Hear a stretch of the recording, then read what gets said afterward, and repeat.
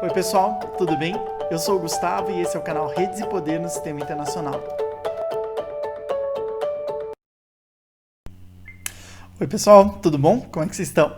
Bom, no vídeo de hoje eu queria conversar com vocês sobre o Ártico e a geopolítica daquela região que está sendo causada principalmente pelas mudanças climáticas e o derretimento das calotas polares. Na semana passada a gente lançou aqui um vídeo, vou tentar colocar aqui no cardzinho, sobre a Antártida, né, e a aproximação que a gente está tendo aí com o fim do Tratado Antártico, que estabelece até 2041 um uso exclusivamente dedicado à ciência naquele continente, né, a ciência, pesquisa, desenvolvimento, enfim. Essa é uma situação diferente com relação ao Ártico, por uma situação bem específica, né, e bem clara que fica para a gente. Se no caso da Antártida a gente está falando de um continente que não tem população humana, que portanto apresenta aí algumas características, algumas questões próprias, né, com relação ao uso de recursos minerais, de pedras preciosas, petróleo que porventura esteja ali, além de ter sido um continente onde havia vida e que portanto o derretimento das calotas pode inclusive liberar metano, né, na atmosfera, o que faz com que os processos de mudanças climáticas aconteçam cada vez de forma mais rápida, como no caso do permafrost na Rússia, né, ou no Canadá, que tem muitas camadas de matéria orgânica que estavam congeladas e que agora, com o derretimento das calotas na Antártida e no Ártico e com o aquecimento naquelas regiões, né, redução do permafrost, então a gente tem toda essa matéria orgânica soltando metano, né, e isso pode gerar um movimento contínuo com relação a isso. Mas se essa é a realidade das regiões terrestres que estavam congeladas, na situação do Ártico a gente tem uma questão específica, porque na verdade não há um continente lá. Quando a gente fala do Ártico, na verdade a gente está falando de um oceano, né? Algo que seria um oceano próximo, né? Porque a gente tem, ou o mar, porque a gente tem, na verdade, ali águas internacionais, em que pese várias ilhas, tanto do Canadá, como da Rússia, como da Noruega, ou a própria Groenlândia, de uma forma ou de outra, né, que hoje é uma colônia da Dinamarca, de uma forma ou de outra se conectem a essas as calotas polares que estão lá no Ártico no momento, com o processo de derretimento, o que anda acontecendo é o enfraquecimento do gelo que durante muito tempo se concentrou ali naquela região.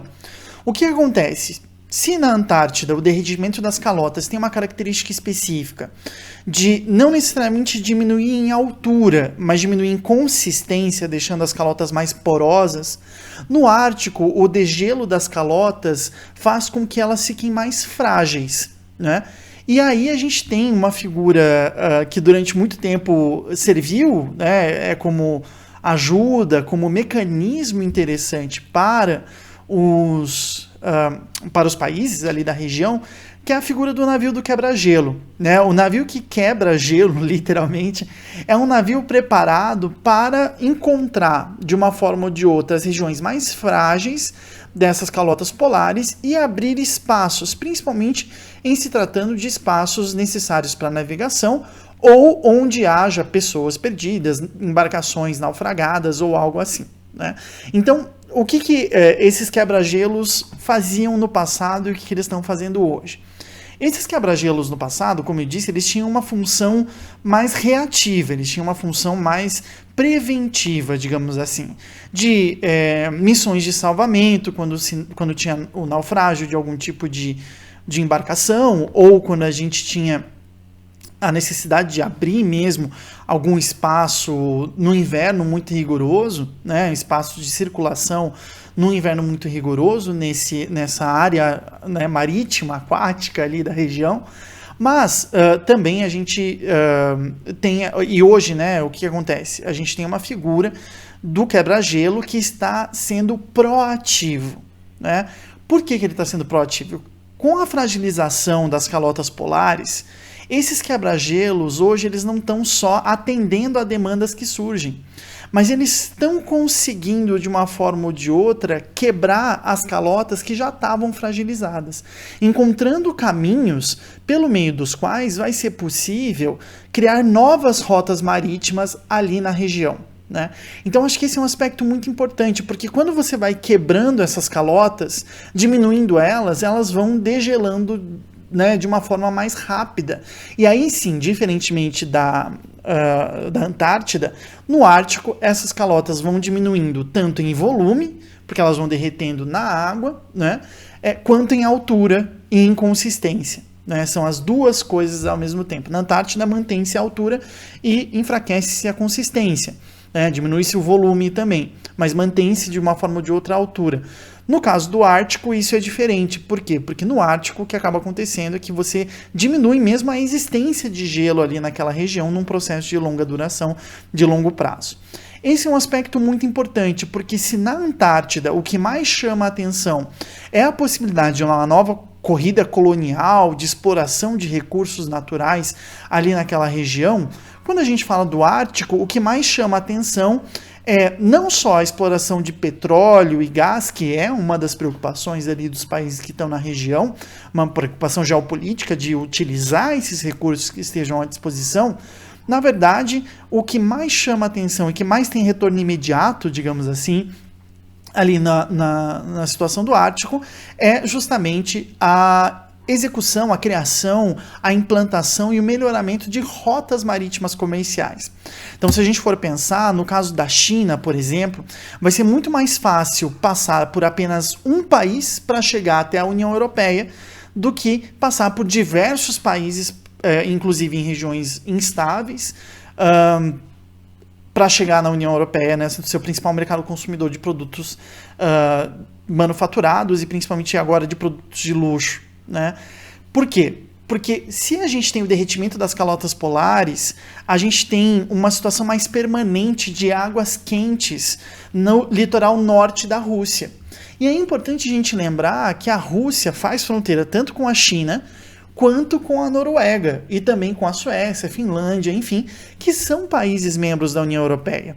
Então, para a China, em específico, é interessante que hajam rotas comerciais que sejam mais simples. E vejam, não necessariamente aqui elas são mais curtas ou levam menos tempo, mas elas simplificam o processo de exportação de bens de consumo, além do que elas podem chegar na Rússia e a partir, por exemplo, de Murmansk, né, no norte da Rússia, pegar algum tipo de ferrovia, algo assim, e ir para a Finlândia e, enfim, para a Turquia, de uma forma mais simplificada do que a atual rota que a China precisa fazer, né, para ter acesso a esse comércio, a essa região, que seria passando, saindo, né, dos seus portos mais ao sul e indo em direção ao Mar do Sul da China, que ela tem disputas geopolíticas com países da região, passando pelos estreitos de Malaca ou outros estreitos que ela está tentando construir, passar pela Índia, da Índia chegar até o Irã aproximadamente, dali ter que enfrentar ou o Golfo Pérsico ou o Mar Vermelho pelo Canal de Suez, numa região muito punk, né, que está ficando cada vez mais punk ali no Oriente Médio, em razão da oposição entre a Arábia Saudita e Israel contra o Irã, né, e dali passar pelo Canal de Suez para chegar no Mediterrâneo e do Mediterrâneo chegar na Europa. Né? Então vejam, aqui não necessariamente se trata de uma questão de ser mais perto, né, simplesmente, mas de ser mais simples, de ter que passar por menos mares territoriais,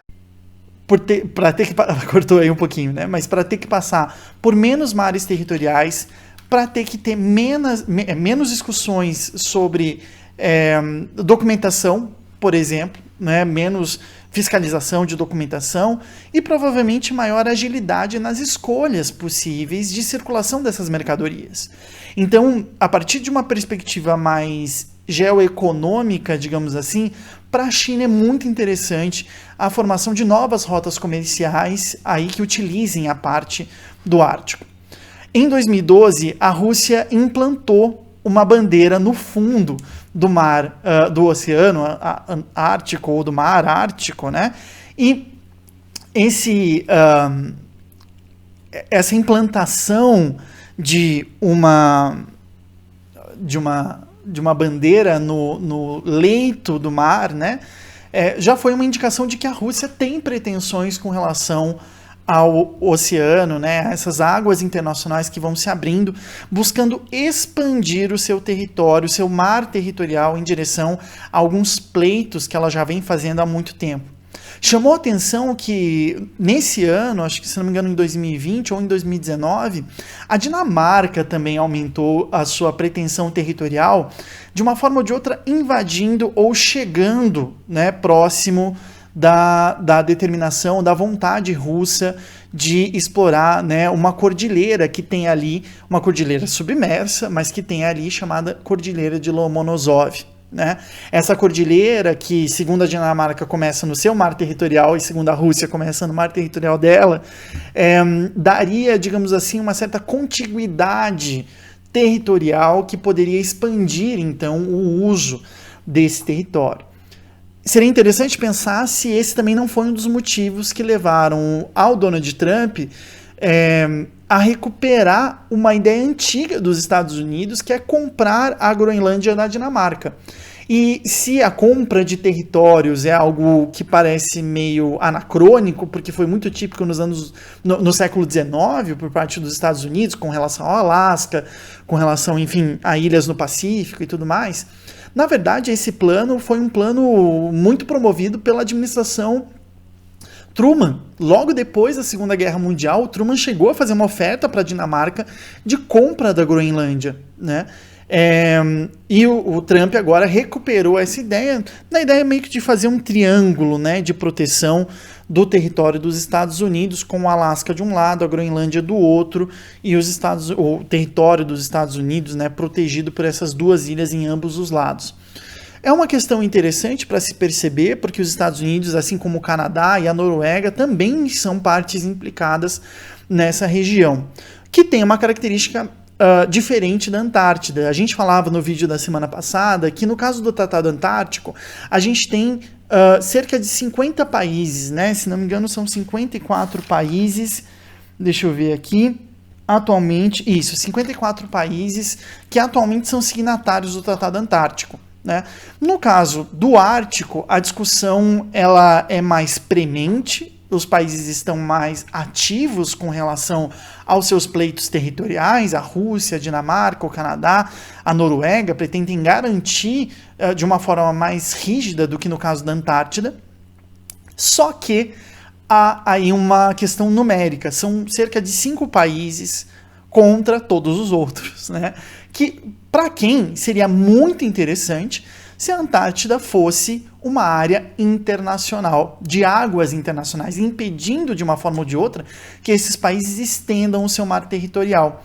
E aí que entra de novo a figura da China, mas também de outros países, como o próprio Brasil, a Argentina, enfim, que poderiam se beneficiar de águas internacionais no Polo Norte, né, lá no Oceano Ártico, caso esses mares territoriais não fossem expandidos, né? É uma questão que fica, uma questão premente da nossa geopolítica e algo que a gente tem que pensar aí para um futuro próximo.